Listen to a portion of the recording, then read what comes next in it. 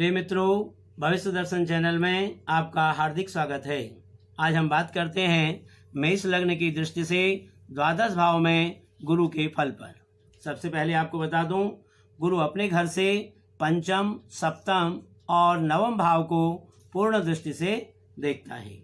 गुरु कर्क राशि में उच्च का हो जाता है, जबकि मकर राशि में गुरु नीच का हो जाता है।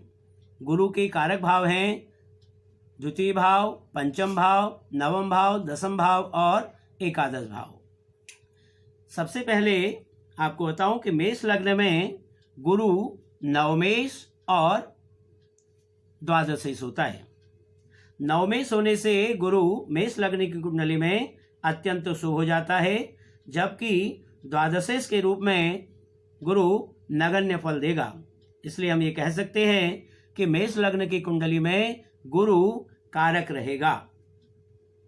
गुरु जो है वो ज्ञान, हृदय, शक्ति, भाग्य, धर्म, यश, तीर्थ यात्रा, तपस्या, संन्यास, त्याग, व्यय, हानि, दंड, इतर स्थानों से संबंध, भोग आदि का कारक होता है।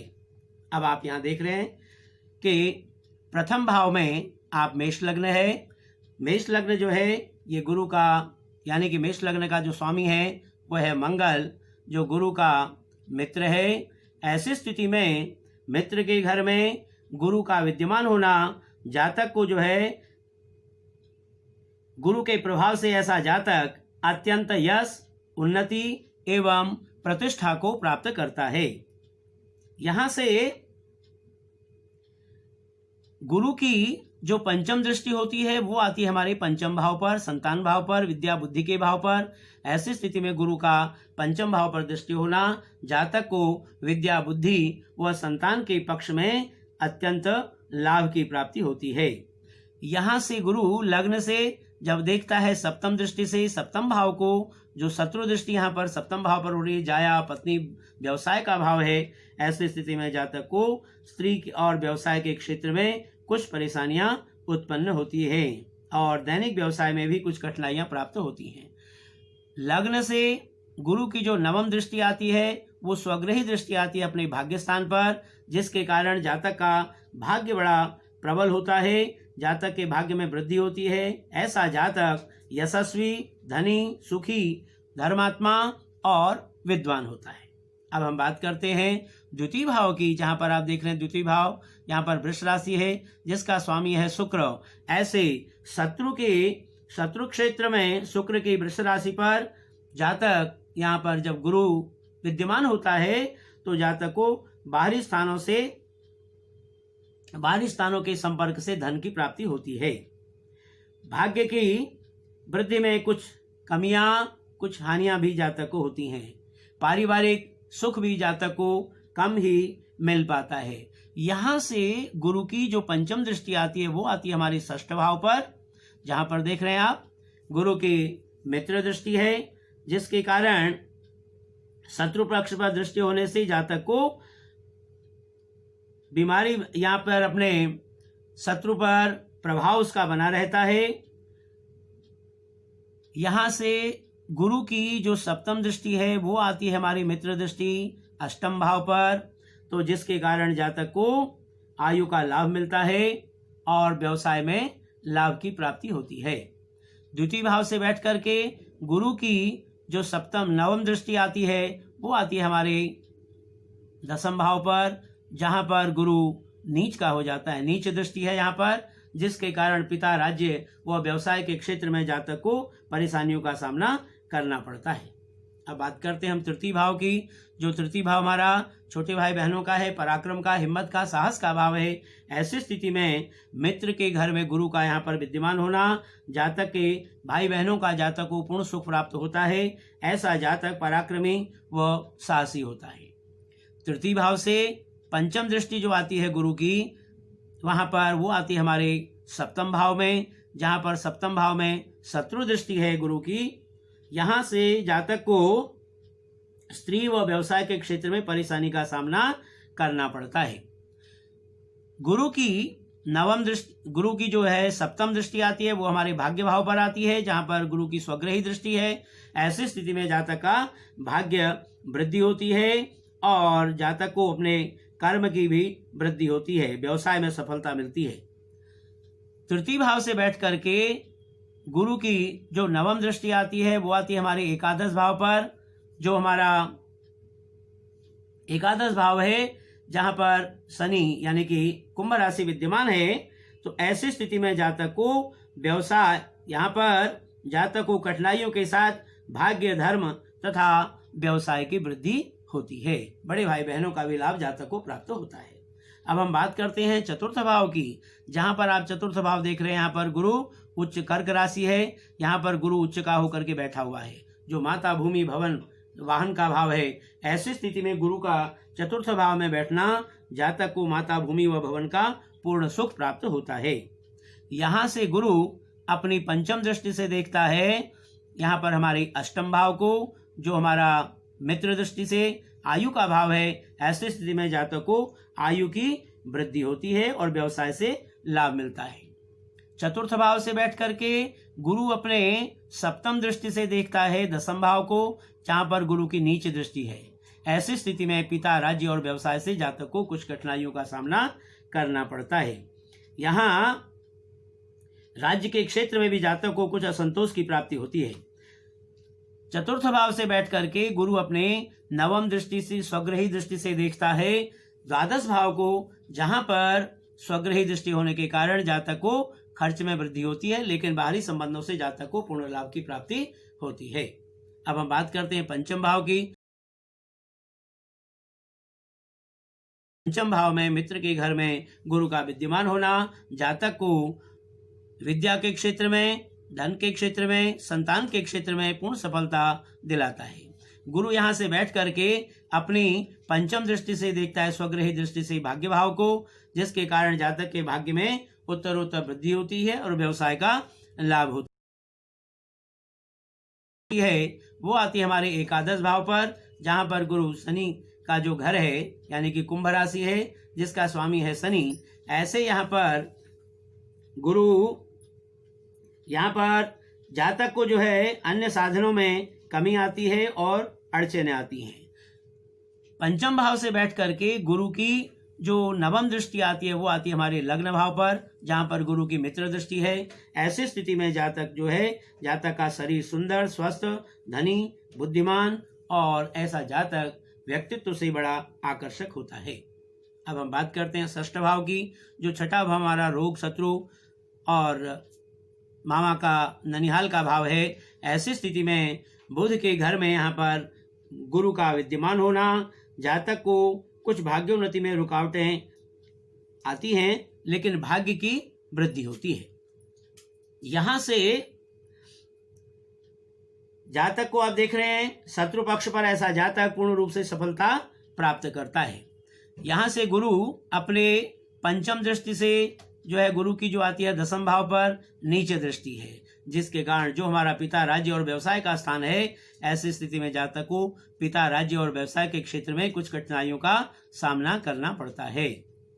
षष्ठ भाव से बैठ करके गुरु की अपनी सप्तम दृष्टि है, स्वग्रही दृष्टि, जो व्यय भाव पर होती है हमारी।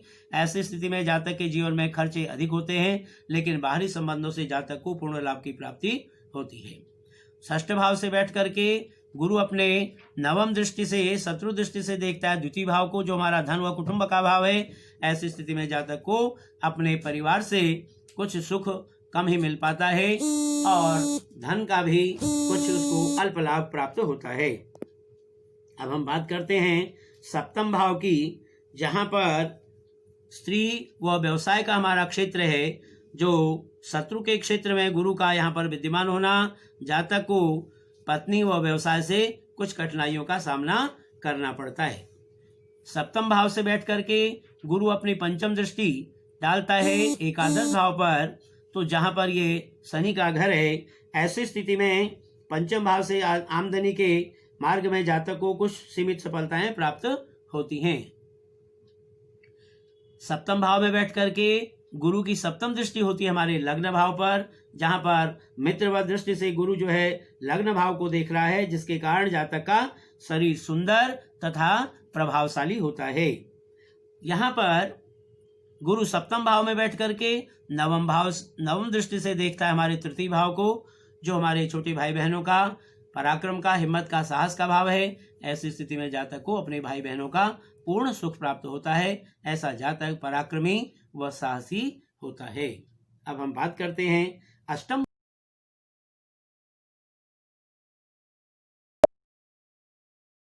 मित्र के घर में गुरु का यहाँ पर विद्यमान होना, यहाँ पर गुरु व्ययेश होने के कारण कुछ भाग्योन्नति में रुकावट प्राप्त होता है। अष्टम भाव से बैठ करके गुरु अपने पंचम दृष्टि से देखता है व्यय भाव को, जहां पर स्वग्रही दृष्टि उसकी होती है, जिसके कारण जातक के खर्चों में वृद्धि तो होती है, लेकिन बाहरी संबंधों से जातक को पूर्ण लाभ की प्राप्ति होती है। अब यहां से गुरु जब अष्टम भाव में बैठा है, अपनी सप्तम दृष्टि से देखता है, ये शत्रु दृष्टि से देखता है द्वितीय भाव को, जो धन व हमारा कुटुंब का भाव है। ऐसी स्थिति में जातक को धन व कुटुंब के क्षेत्र में सामान्य वृद्धि मिल पाती है। हम बात करते हैं यहां से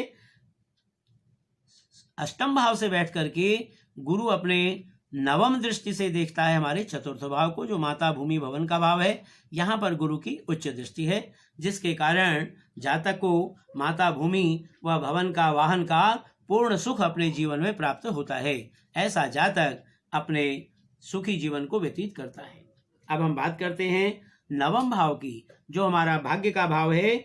ऐसी स्थिति में यहाँ पर गुरु का स्वग्रही होना और नवम भाव में बैठ करके ऐसा जातक अपने जीवन में अत्यंत भाग्यशाली एवं धर्मात्मा होता है।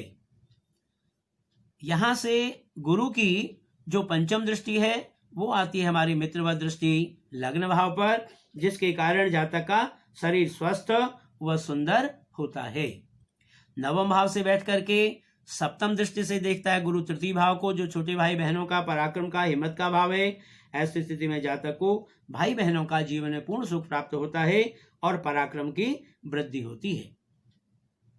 नवम भाव में बैठ करके गुरु अपने नवम दृष्टि से देखता है पंचम भाव को, जो विद्या, बुद्धि व संतान का भाव है।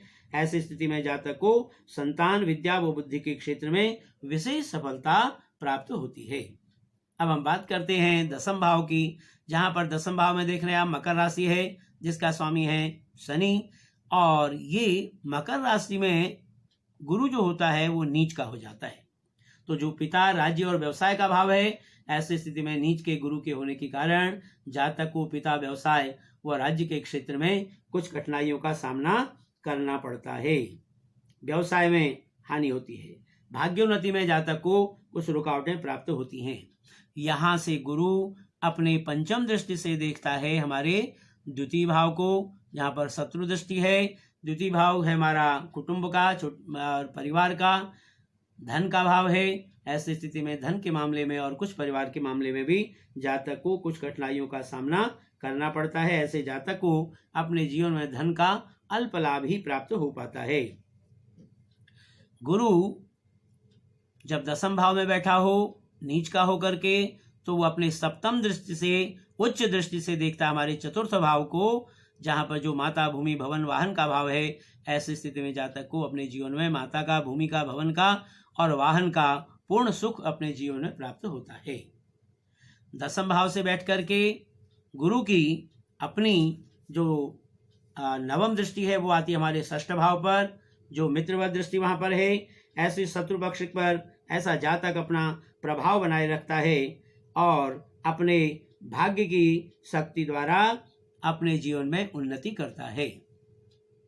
अब बात करते हैं हम एकादश भाव की, जहां पर एकादश भाव जो शनि का घर है। ऐसी स्थिति में गुरु का यहाँ पर एकादश भाव में कुंभ की राशि पर बैठे हुए विवेश के गुरु के कारण भाग्य की शक्ति से जातक को धन का लाभ तो होगा, पर कुछ कमी भी बनी रहेगी।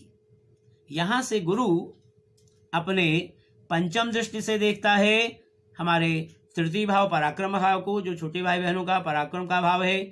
यहाँ पर मित्रवत दृष्टि होने से जातक को छोटे भाई बहनों का स्नेह, छोटे भाई बहनों से उनका प्यार और पराक्रम और साहस में जातक की वृद्धि होती है। एकादश भाव में बैठ करके गुरु अपने मित्र दृष्टि से देखता है सप्तम दृष्टि से पंचम भाव को, जो विद्या बुद्धि व संतान का भाव है। ऐसी स्थिति में जातक को विद्या बुद्धि व संतान के क्षेत्र में पूर्ण सफलता प्राप्त होती है। संतान का जीवन में अत्यंत सुख जातक को प्राप्त होता है। एकादश भाव में बैठ करके गुरु अपने नवम दृष्टि से देखता है शत्रु दृष्टि से हमारे सप्तम भाव को, जो हमारे स्त्री का व्यवसाय का भाव है। सप्तम दृष्टि से ही शत्रु दृष्टि होने के कारण जातक को स्त्री और व्यवसाय के क्षेत्र में कुछ कठिनाइयों का सामना करना पड़ता है। अब बात करते हैं हम द्वादश भाव की, जहां पर द्वादश भाव में देख रहे हैं गुरु यहाँ पर स्वग्रही होकर के बैठा हुआ है, जो व्यय का भाव है, बाहरी संबंधों का भाव है। ऐसी स्थिति में जातक को खर्च जीवन में अधिक होता है, लेकिन बाहरी संबंधों से लाभ भी प्राप्त होता है। अब यहाँ से गुरु द्वादश भाव से बैठ करके इसकी जो पंचम दृष्टि आती है वो आती है हमारे चतुर्थ भाव पर, जहां पर गुरु की उच्च दृष्टि है, जो माता भूमि भवन वाहन का भाव है। ऐसी स्थिति में जातक को अपने जीवन में माता का, भूमि का, भवन का, वाहन का पूर्ण सुख अपने जीवन में प्राप्त होता है। गुरु द्वादश भाव में बैठ करके सप्तम दृष्टि से देखता है हमारे षष्ठ भाव को, जो रोग का, झगड़े झंझट का भाव है और शत्रु का भाव है। ऐसी स्थिति में जातक अपने शत्रु पक्ष पर अपने समझदारी से अपना प्रभाव बनाए रखता है। द्वादश भाव में बैठ करके गुरु की जो हमारी आती है नवम दृष्टि, वो आती है हमारी अष्टम भाव पर, जो उसके मित्र दृष्टि से अष्टम भाव पर देखने के कारण जातक को आयु पूर्ण मिलती है। पर यहाँ पर गुरु के व्ययस होने के कारण सभी क्षेत्रों में सफलता पाने के लिए जातक को अनेक कठिनाइयों का सामना भी करना पड़ता है। प्रिय मित्रों, इस प्रकार आज हमने मेष लग्न की दृष्टि से द्वादश भाव में गुरु के फल पर विचार किया। यदि आपको हमारा कार्यक्रम अच्छा लगा हो तो आप हमें अवश्य सब्सक्राइब करें। धन्यवाद।